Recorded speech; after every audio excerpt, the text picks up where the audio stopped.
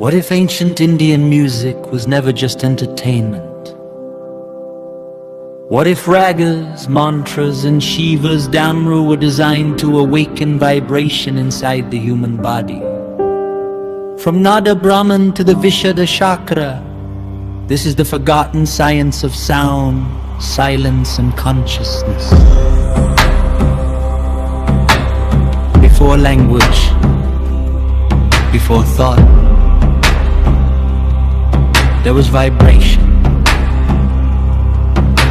The sages of India called it Nada Brahman.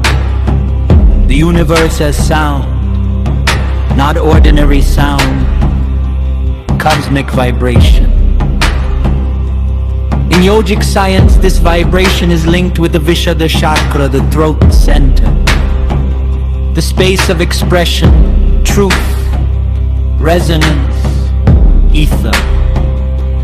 Its bija mantra is hum, a vibration believed to purify the mind and awaken inner stillness. Ancient traditions connected this chakra with Lord Shiva, the silent yogi of Kailash. Shiva does not merely destroy, Shiva dissolves noise. And from that silence comes the original sound. The Damru of Shiva symbolizes the pulse of creation itself, expansion and contraction, sound and silence, birth and dissolution. Indian classical music preserved fragments of this ancient understanding.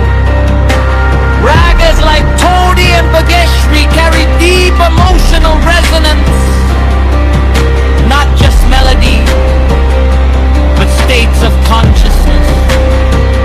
Todi bends the mind inward, Bageshri softens emotion into devotion. The continuous Tampura drone in Indian music represents more than harmony. It symbolizes the eternal vibration beneath reality,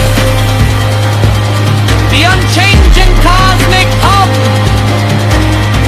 Even Vedic chanting follows precise vibrational patterns, breath, tone, resonance, pause. Because silence was never considered empty. Silence was the source.